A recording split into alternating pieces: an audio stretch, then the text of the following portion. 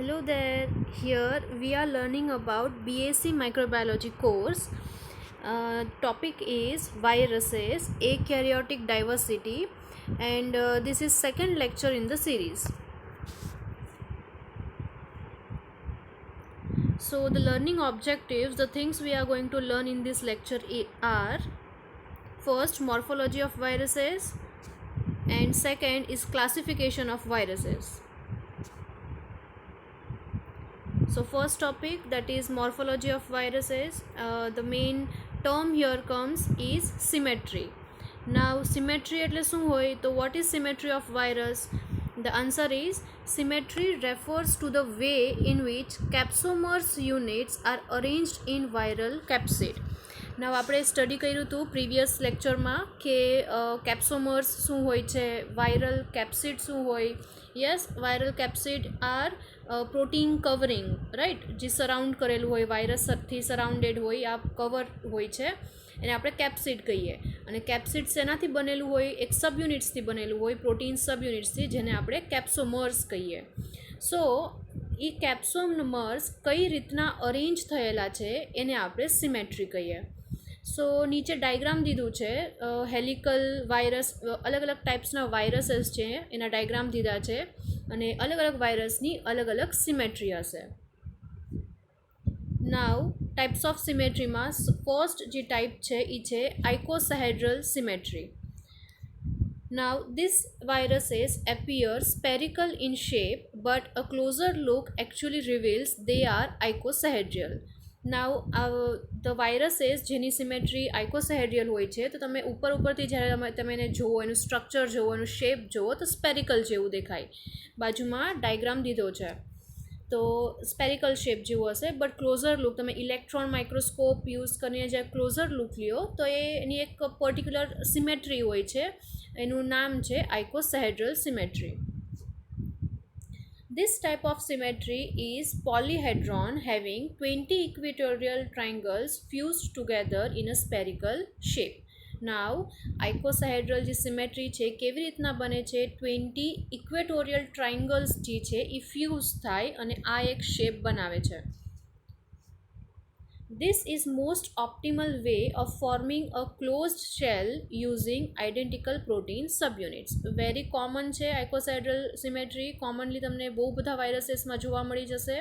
અને શું કામ એ કોમન છે? બિકોઝ સરખી રીતના આ સિમેટ્રી જે છે એ જે અંદરનો જીનોમ છે, ડીએનએ ઓર આરએનએ, એને સરખી રીતના એને એન્ક્લોઝ કરી શકે, કોટ બનાવી શકે, એટલા માટે કોમન છે.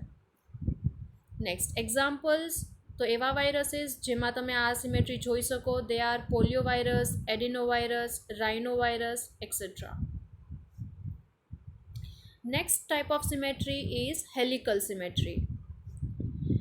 This virus structure has a capsid with a central cavity or hollow tube that is made by proteins arranged in a circular fashion, creating a disc-like shape. નાવ તમે આવા હેલિકલ સિમેટ્રીના વાયરસનો અગર શેપ જોવા જશો નોર્મલી, તો તમને circular ફેશનમાં જોવા મળશે. નામથી જ ખબર પડી જાય, હેલિકલ દેટ મીન્સ સ્પાઇરલ હશે, સર્ક્યુલર ફેશનમાં હશે અરેન્જમેન્ટ પ્રોટીન્સની, અને એને વચ્ચે હોલો કેવિટી હોય. હોલો એટલે ખાલી જગ્યા જેવું હશે, જ્યાં એ લોકો પોતાનું જીનોમ જે છે એ પ્લેસ કરી શકે. જીનોમમાં અગેન ડીએનએ આરએનએ વધારે કરીને, જે હેલિકલ વાયરસીસ હોય એનું જીનોમ વધારે કરીને મોસ્ટલી પ્રિફરન્શિયલી આરએનએ હોય છે. તો એ સેન્ટ્રલ વચ્ચે કેવિટી હોય, હોલો ટ્યુબ હોય, જેમાં એનું જીનોમ રાખેલું હોય છે. The disc shapes are attached helically, creating a tube with room for nucleic acid in the middle. Yes, disc shape હોય છે, અટેચ કરેલા હોય. કેવી રીતના? હેલિકલી અટેચ કરેલા હોય, વચ્ચે ટ્યુબ જેવું બનાવે જ્યાં એનું ન્યુક્લિક એસિડ રહી શકે. It contains RNA as genomic content. Yes, genomic વધારે, મોસ્ટલી 99% RNA જ હોય છે. All filamentous viruses are helical in shape. The viruses જે ફિલામેન્ટિયસ વાયરસીસના કેટેગરીમાં આવે એ લોકોનો શેપ જે હોય હંમેશા હેલિકલ જ હશે. They are usually 15 to 19 nanometer wide and range in length from 300 to 500 nanometer depending on genome size. જીનોમની સાઇઝ કેટલી છે એના ઉપર ડિપેન્ડ કરે કે એ વાયરસની જે લેન્થ હશે એ કેટલી હશે. જીનોમની સાઇઝ અગર મોટી હોય તો વાયરસની લેન્થ પણ મોટી હશે, વાયરસની સાઇઝ મોટી હશે.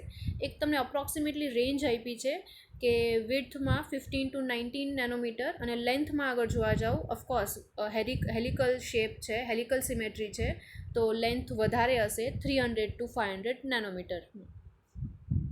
અને examples are tobacco mosaic virus, plant virus છે આ, TMV વાયરસ આપણે કહીએ શોર્ટ ફોર્મમાં, એન્ડ ઇબોલા વાયરસ.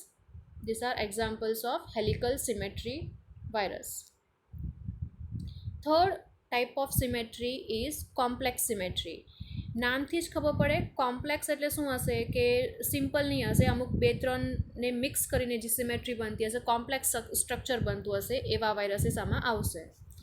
સો સચ viruses have a combination of icosahedral and helical shape. Yes, complex viruses નો જે શેપ છે એ મિક્સ થયેલો હોય છે. કંઈક બે કોમ્બિનેશન હોય તો આઇકોસાહેડ્રલ એન્ડ હેલિકલ શેપ બેય હોય છે, આમાં જોવા મળે તમને. સાઈડમાં ડાયગ્રામ છે, એમાં તમે જોઈ શકો જે કેપ્સિડ છે, હેડવાળો જે પાર્ટ છે એ આઇકોસાહેડ્રલ સિમેટ્રી દેખાડે છે. વચ્ચેનો જે નેકનો ભાગ છે અને ટેલ ફાઇબર્સનો જે પણ પાર્ટ છે એ હેલિકલ સિમેટ્રી દેખાડે છે. તો this is combination of this both symmetries. May have complex outer wall or head tail morphology. Complex હોય છે આઉટર વોલ જે હોય એ, અને હેડ ટેલ મોર્ફોલોજી હોય. જે બેસિક આપણે structure of virus again previous લેક્ચરમાં જે આપણે સ્ટડી કર્યું હતું એમાં આપણે વાત કરી હતી.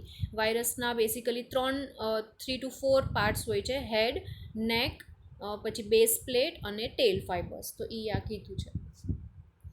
Next is such head tail morphology structure is unique to viruses that only infect bacteria and are known as bacteriophage. So એવા વાયરસીસ જેની આવી સિમેટ્રી છે, કોમ્પ્લેક્સ સિમેટ્રી, વધારે કરીને આવા જે વાયરસીસ છે એ બેક્ટેરિયાને ઇન્ફેક્ટ કરવામાં કરે છે. અને the viruses that infect bacteria are called as bacteriophage. Head of virus has a icosahedral shape. Yes, હેડનો શેપ આઇકોસાહેડ્રલ હોય છે, વેરેઝ ટેલનો જે પાર્ટ હોય એનો શેપ હેલિકલ હોય.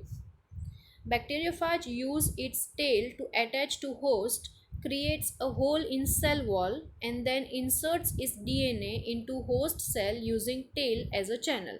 બેક્ટેરિયોફાજ જે છે એ ટેલને કેવી રીતના યુઝ કરે છે તો એટેચમેન્ટ કરવા માટે, હોસ્ટ સેલના ઉપર એટેચ કરવામાં હેલ્પ કરે ટેલનો પાર્ટ જે હોય એ. એકવાર એટેચ થઈ ગયા પછી શું કરશે, એની જે સેલ વોલ છે, હોસ્ટની જે સેલ વોલ છે એમાં હોલ કરી દેશે, એટલે કે ક્રિએટ્સ અ હોલ. દેન શું કરશે, એ હોલમાંથી પોતાનો જે જીનોમ છે એ હોસ્ટ સેલના અંદર ઇન્સર્ટ કરી દેશે. અને એ જ લખ્યું છે inserts is DNA into host cell using tail. Tail use કરશે as a channel, as a road તરીકે યુઝ કરશે પોતાનું DNA ઇન્સર્ટ કરવા માટે. Examples of such viruses are pox virus, જે એક એનિમલ વાયરસ છે અને એનિમલ વાયરસમાં લાર્જેસ્ટ એનિમલ વાયરસ છે આ પોક્સ વાયરસ, જેની સિમેટ્રી કોમ્પ્લેક્સ છે. અને નેક્સ્ટ એક્ઝામ્પલ છે TE1 ફાજ, જેને આપણે ઇકોલાઈ ફાજ પણ કહી શકીએ. TE1 ફાજ જે છે એ બેસિકલી ઇકોલાઈને જ ઇન્ફેક્ટ કરશે. નાઉ નેક્સ્ટ ટોપિક જે છે એ છે classification of viruses. On basis of nature of host, viruses are categorized as, કોના બેસિસ ઉપર, હોસ્ટ, કયા ટાઈપના હોસ્ટને ઇન્ફેક્ટ કરી શકે છે આ બેસિસ ઉપર વાયરસને કેટેગરાઇઝ કર્યું છે મેઇનલી 3 ક્લાસીસમાં. ફર્સ્ટ છે બેક્ટેરિયલ વાયરસ, દેટ મીન્સ એવા વાયરસ જે બેક્ટેરિયાને ઇન્ફેક્ટ કરશે. સેકન્ડ એનિમલ વાયરસ, એટલે એવા વાયરસ જે એનિમલ સેલ્સને ઇન્ફેક્ટ કરશે. અને third plant virus, that means કે એવા વાયરસ જે પ્લાન્ટને અફેક્ટ કરશે. Each virus has a range of related organism as host into which it can reproduce. હર એક વાયરસની પોતાની એક રેન્જ હશે, હોસ્ટની રેન્જ હશે કે આ હોસ્ટને એ લોકો ઇન્ફેક્ટ કરી શકે, ઇન્ફેક્ટ કર્યા પછી પોતાનું રિપ્રોડક્શન કરી શકે. નાઉ ફર્સ્ટ ટાઈપ છે બેક્ટેરિયલ વાયરસીસ, જેને આપણે બેક્ટેરિયોફાજ પણ કહીએ. ડાયગ્રામ છે, સિમ્પલ ડાયગ્રામ છે, T4 ફાજનું ડાયગ્રામ છે. અગેન કોમ્પ્લેક્સ સિમેટ્રી આવશે.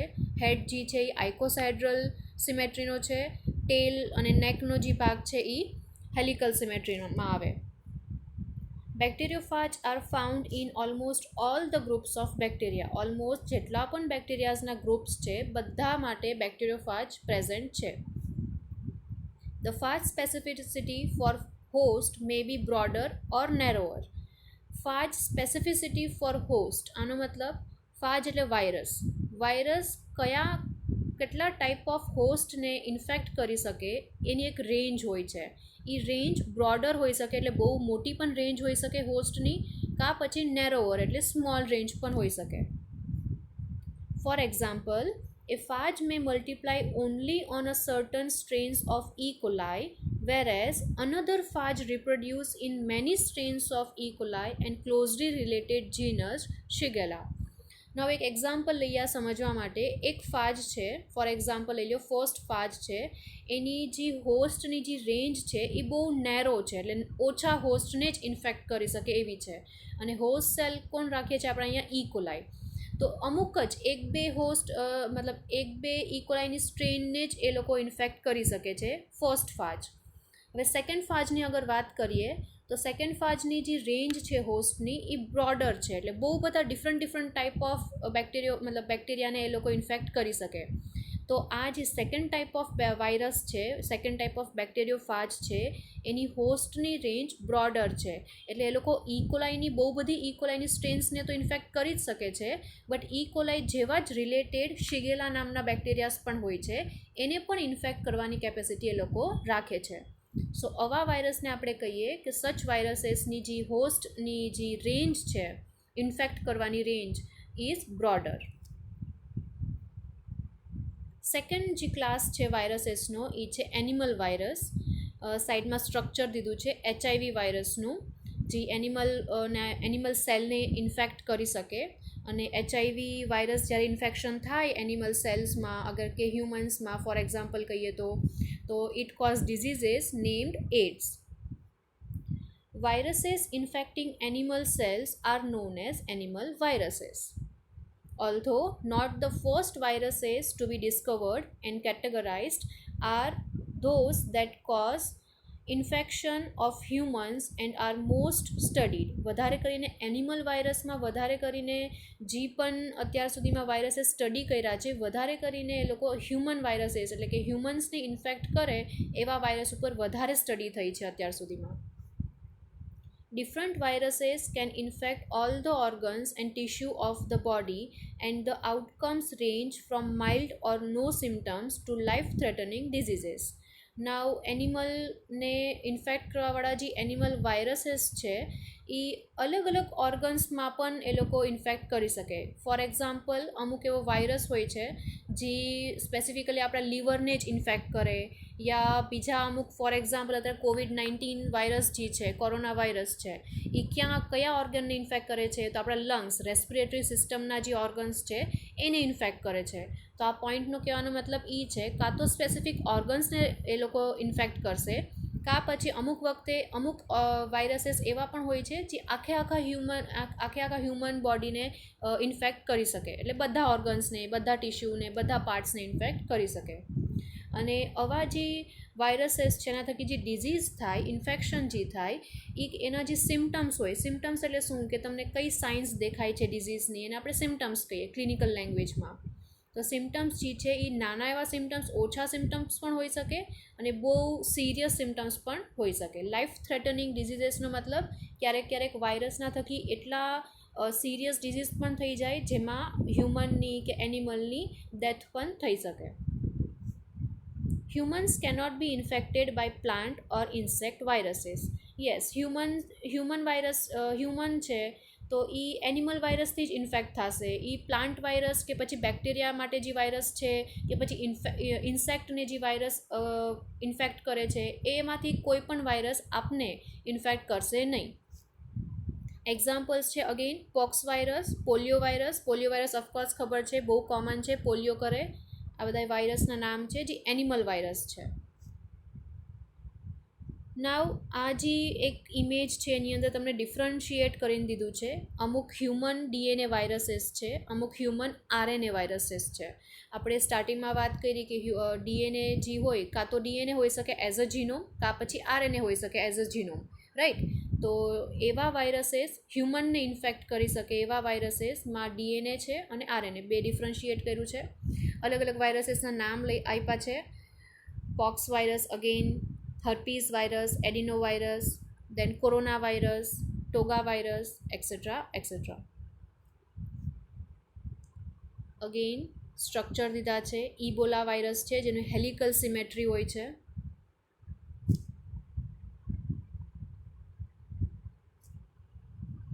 This is Ebola virus. This is influenza virus, adenovirus, rotavirus, papilloma virus, dengue virus. આ બધાય હિપેટાઇટિસ વાયરસ છે. And last is parvovirus. This one.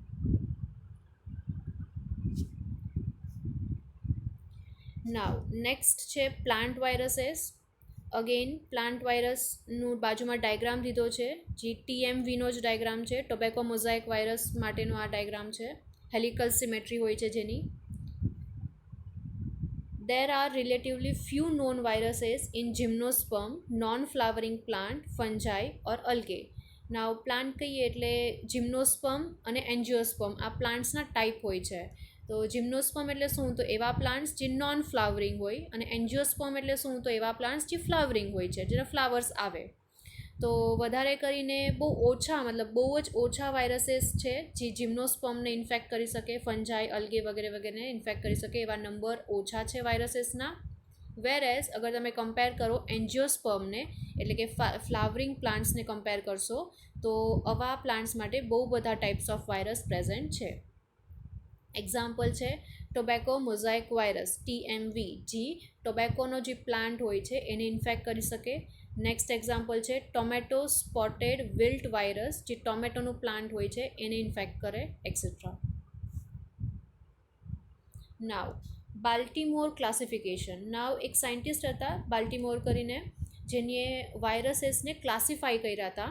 તો એના નામ ઉપરથી આ ક્લાસિફિકેશનનું એક ટોપિક બની ગયો હતો, Baltimore classification. So the Baltimore classification of viruses is based on the method of viral mRNA synthesis. Virus જે છે એ પોતાનું mRNA કેવી રીતના, વિચ મેથડને યુઝ કરીને mRNA બનાવે છે, સિન્થેસાઇઝ કરે છે, એના ઉપર એનીએ વાયરસીસને ક્લાસિફાઈ કર્યા હતા. It is classification system that places viruses into one of 7 groups depending on combination of their. કહેવાનો મતલબ બાલ્ટીમોર ક્લાસિફિકેશનમાં ટોટલ 7 ગ્રુપ્સ છે.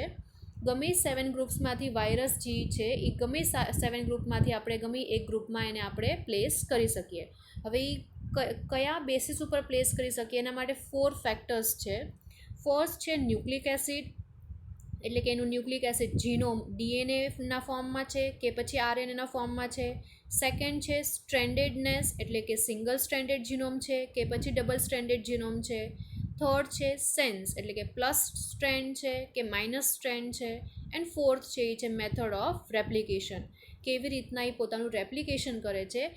એના ઉપર ડિપેન્ડ આ 4 પોઈન્ટ્સને ધ્યાનમાં રાખીને બાલ્ટીમોર ક્લાસિફિકેશન સિસ્ટમ જે છે એ યુઝ કરી શકીએ આપણે વાયરસને 7 ગ્રુપ્સમાં પ્લેસ કરવા માટે.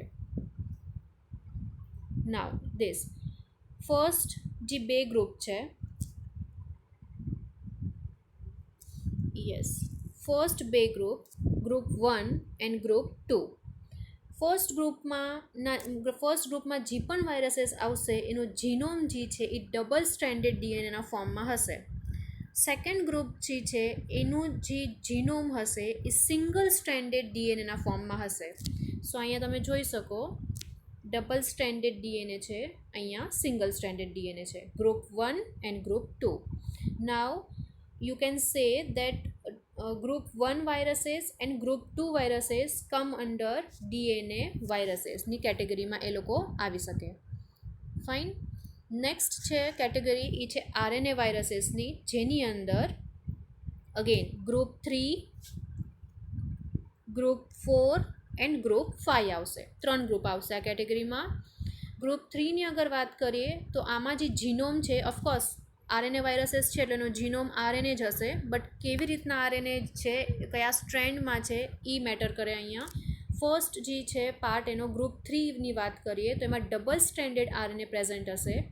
ગ્રુપ 4ની વાત કરીએ તો સિંગલ સ્ટ્રેન્ડેડ આરએનએ પ્રેઝન્ટ હશે પણ પ્લસ સ્ટ્રેન્ડ હશે.